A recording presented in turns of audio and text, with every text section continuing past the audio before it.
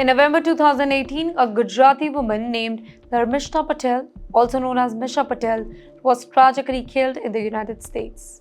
She was only 33 years old.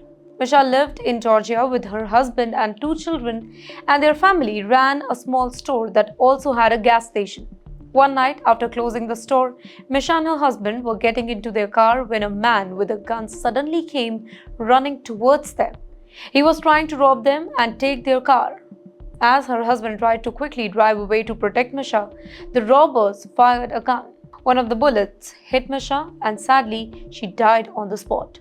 At the time, it was very hard to identify the killer. It was dark, the man was wearing a hoodie and gloves, and nobody could clearly see his face. The police even offered a reward of $20,000 to anybody who could give some information about the shooter. Years passed and it looked like there was nobody. The justice was not done for Misha. But in 2021, more than 2 years after the shooting, the police finally arrested a man named Bernardo Thompson, and that too in the nearby town called Tifton.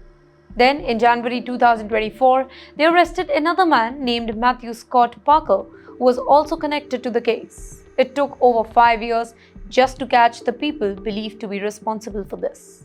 Now, almost 7 years later, the trial has finally started in the court. In the first hearing of the trial, the jury listened to both the government side, the prosecution, and the defense. Witness also gave statements. One person told the jury that he saw Bernardo at the scene.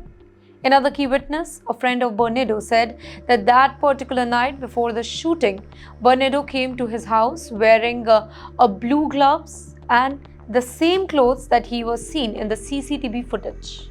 The trial is expected to go on for a very long time now, and it might take until 2025 for the final judgment and sentencing to happen. Misha's family has waited long for justice. Despite the pain, they have kept their store running all these years. After her death, a fundraiser was started to help her husband and kids with the goal of raising $50,000, but it only managed to collect about $5,000 for now. That shows how hard it can be for the immigrant families to get support even during such tragedies. Sadly, cases like Misha's are not rare.